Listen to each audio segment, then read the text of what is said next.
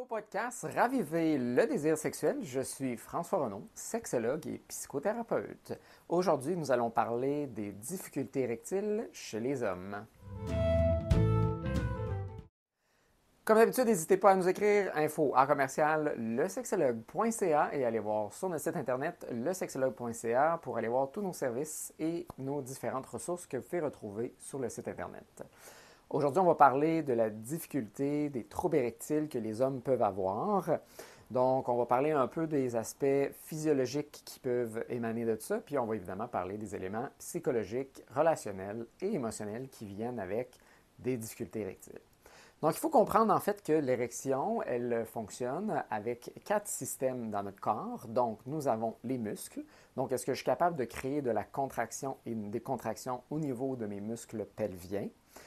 Donc, si j'ai des difficultés à ce niveau-là, j'ai de l'atrophie musculaire ou des choses comme ça peut faire en sorte que mon érection peut être plus difficile. Une cause qui est plutôt rarissime, mais quand même possible dans certains cas. On a le système nerveux. Donc, est-ce que mon système nerveux est intact? J'ai la bonne sensibilité pour ressentir les sensations de stimulation? Ou est-ce que, par exemple, j'ai une blessure médulaire, comme une personne, par exemple, paraplégique ou une personne tétraplégique, qui ferait en sorte que ça viendrait influencer les sensations qu'on peut ressentir?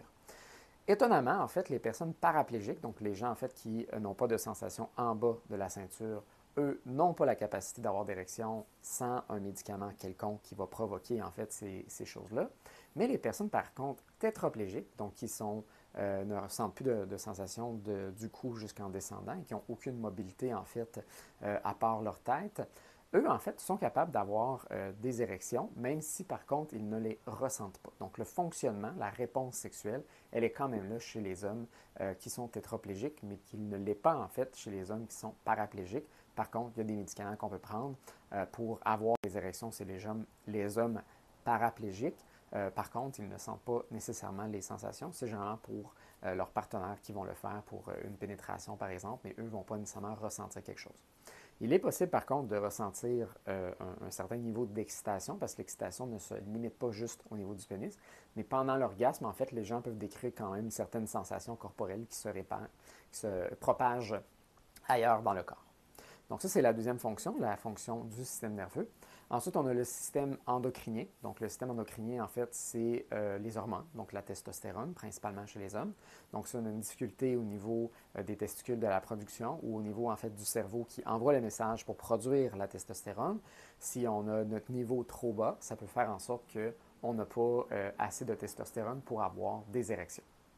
Et finalement, le quatrième système, en fait, c'est le système sanguin, donc le sang. Donc, en fait, la manière qu'une érection fonctionne, c'est qu'on est stimulé sur notre corps d'un sens quelconque. Le cerveau envoie un message, en fait, d'envoyer du sang vers le pénis. Le pénis se gonfle et éventuellement, il est tellement gonflé, en fait, qu'il serre, en fait, les artères, les veines, qui empêchent le sang de sortir. Et donc, le pénis, maintenant rempli de sang, à un tel point qu'il devient dur et a gonflé, comme un ballon en fait qu'on gonfle avec de l'air, mais c'est comme un ballon avec du sang.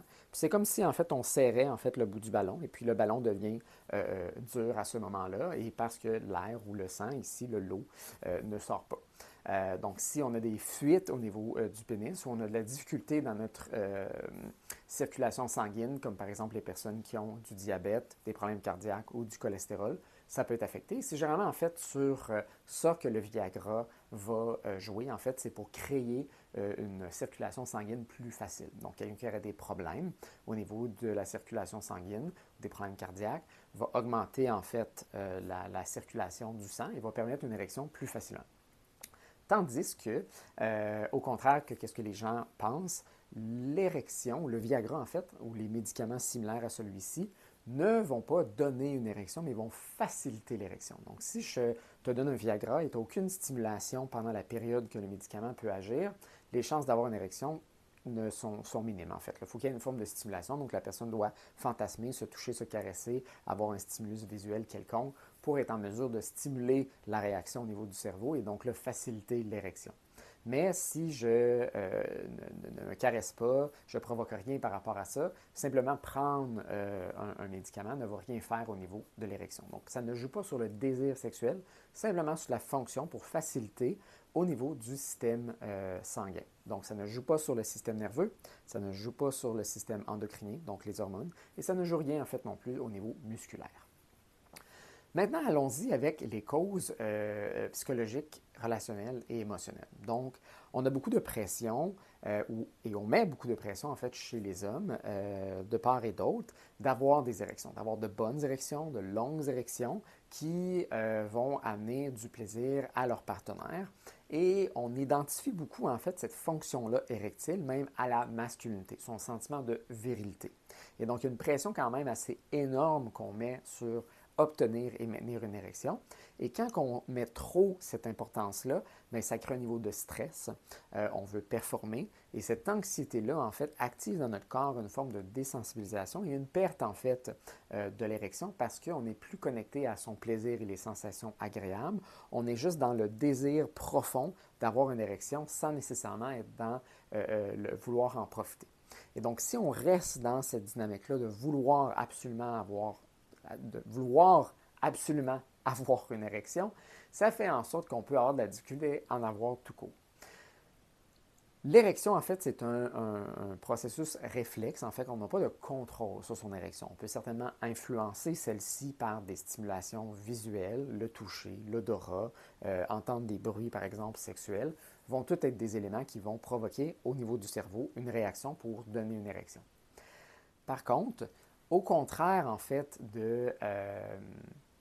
d'avoir, par exemple, un mouvement de bras que je peux choisir consciemment, je ne peux pas faire ça, en fait, avec mon érection. Je peux contracter, en fait, mes muscles pelviens ou le périnée, donc c'est le muscle entre l'anus et le scrotum.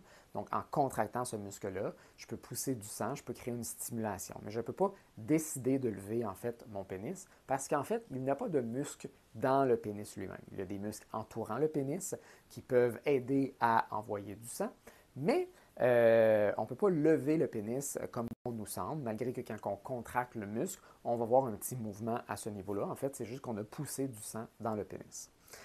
Donc, il faut faire attention de bien comprendre que comme cette réaction-là, elle est réflexe, qu'on n'a pas un contrôle direct, mais plutôt indirect, ça ne sert à rien de vouloir s'acharner dessus. Et plus qu'on s'acharne dessus, plus qu'on crée en fait des attentes qui ne seront pas réalisées parce qu'on ne provoque pas les bonnes choses. L'érection, elle est provoquée par le plaisir, des sensations agréables. Et donc, en ayant des sensations agréables, on va naturellement provoquer une érection si, évidemment, on n'a pas des enjeux médicaux qui nous empêcheraient d'avoir un bon fonctionnement physiologique. Donc, qu'est-ce qui cause aussi des problèmes érectiles? Bien, cette gêne-là, cette timidité-là qu'on peut avoir. Parfois, on a peut-être des partenaires aussi qui mettent beaucoup de pression pour avoir une érection ou qui ont très mal réagi la fois qu'on n'a pas eu d'érection, soit dans un moment peut-être qu'on était sous l'effet d'alcool et donc notre fonctionnement physiologique était altéré. La personne l'a pris personnel ou nous a dénigré, faisant en sorte que les prochaines fois, bien, on est toujours en train de penser à ce mauvais souvenir-là d'avoir blessé l'autre ou d'avoir été blessé ou les deux, qui fait en sorte que maintenant, on rentre dans l'activité sexuelle avec tous ces pensées-là qu'il peut avoir. Donc, les émotions ont un impact quand même assez important, en fait, sur la sexualité. Et quand on se concentre toujours sur avoir une réponse physiologique parfaite, ça fait en sorte qu'on passe à côté des éléments aussi émotionnels, relationnels et psychologiques qui vont aussi, eux, stimuler, en fait, l'érection. Donc, le sens, en fait, qu'on donne à nos rapports sexuels, à nos échanges, nos interactions avec une autre personne au plan sexuel, sont, en fait, des aphrodisiaques ou des stimuli sexuels quand même assez importants. Donc, quand on regarde, par exemple, de la pornographie où on s'imagine un fantasme, il y a, en fait, le visuel qui vient stimuler, mais la signification en arrière du visuel est très importante. On choisit en fait des fantasmes avec des histoires, des significations, et ces sens-là, en fait, font en sorte qu'on a une excitation généralement plus facile. Et quand on est seul, on est facilement capable de se stimuler de cette façon-là. Par contre, avec un partenaire, peut-être le scénario change, le contexte n'est plus favorable à l'excitation, mais plus à des sentiments, des émotions qui sont plus désagréables. Et donc, si je suis davantage centré sur mon plaisir, plutôt que de juste faire plaisir à l'autre personne, que je suis vraiment centré sur connecter avec l'autre, que je profite de ce moment-là avec l'autre personne, même si ce n'est pas nécessairement amoureux, mais que je sens tout simplement une connexion sexuelle, passionnelle avec l'autre, je peux vraiment m'exciter et la réaction physiologique va se faire généralement assez automatiquement. Tandis que si je suis juste concentré sur je vais avoir une érection, puis là ma tête elle spin, puis pourquoi je ne l'ai pas, ah non, je suis en train de la perdre, pas encore une autre fois. Puis là, tout le discours en fait interne sexuel qui tourne en rond et qui est plutôt négatif fait en sorte que je ne suis plus alerte à mes sensations agréables et donc je finis par perdre mon érection de cette façon-là. Donc, si vous êtes un homme, vous avez un pénis, vous avez déjà eu en fait des relations sexuelles et vous avez déjà perdu votre érection, comment est-ce que vous avez réagi à ces moments-là? Est-ce que vous avez dit, bon, c'est normal, ça l'arrive, ou tu sais, j'étais sous l'effet de l'alcool, ou il faisait chaud, j'étais peut-être moins stimulé, j'étais moins dedans, je ne ressentais pas nécessairement les sensations, puis vous avez comme un peu banalisé la situation, vous n'avez pas porté trop attention. Ou au contraire, vous avez eu une, deux, trois, quatre, cinq réactions par rapport à ça, puis vous l'avez mal pris. Vous avez commencé à vous dévaloriser en tant qu'homme dans votre virilité. Votre partenaire a peut-être passé des commentaires dévalorisants par rapport à ça. Vous ne vous êtes pas nécessairement senti bien. Puis là, à chaque fois que vous recommencez en fait une nouvelle relation sexuelle, que vous êtes dans une interaction avec une autre personne, bien c'est ça le discours qui passe. C'est pas ah c'est le fun, j'aime ça, j'apprécie, ah, ça c'est stimulant, je veux l'embrasser là, je veux faire ci, j'aimerais ça que lui ou elle me fasse telle affaire ou telle chose, j'aimerais ça qu'on fasse telle préférence ou tel comportement sexuel, puis que je ne suis pas dans un discours justement de plaisir et de satisfaction et de mutualité et de réciprocité, mais plus justement de compensation face à mon insécurité. Je sue, puis mon discours n'est pas bon à l'intérieur. Donc, si vous êtes rentré un peu dans cette sphère-là, bien justement, vous pouvez prendre un certain recul et tenter de vous exciter et d'être davantage centré sur les sensations agréables. Parfois aussi de consulter un sexologue par rapport à ça qui va pouvoir vous aider à explorer en détail aussi qu'est-ce que ça a suscité, quelles ont été les significations de ces pertes d'érection-là. Est-ce que ça vient jouer justement dans l'éducation sexuelle que vous avez reçue? Au niveau identitaire, vous vous sentez moins masculin, ça a eu un impact sur votre confiance, votre estime personnelle. Pourquoi ça a eu cet impact-là, mais que peut-être sur quelqu'un d'autre, ça n'a pas eu cet impact-là? Et donc, en ayant ces questions-là, en réfléchissant par rapport à ça, en ayant une perspective différente une fois qu'on arrive dans la relation sexuelle, qu'on est plus centré sur le plaisir, eh bien, l'érection peut revenir relativement automatiquement à ce moment-là, tout comme j'expliquais tantôt que c'était un réflexe et non quelque chose qu'on peut programmer, décider d'emblée. Donc, j'espère que cette chronique sur l'érection a été intéressante pour vous et que ça va peut-être vous amener à réfléchir ou consulter si vous en ressentez le besoin. Vous pouvez toujours nous rejoindre à info@lesexologue.ca. Vous pouvez aussi aller voir nos ressources sur notre site internet, lesexologue.ca. Nous avons plusieurs sexologues que vous pouvez consulter justement par rapport à cette difficulté-là.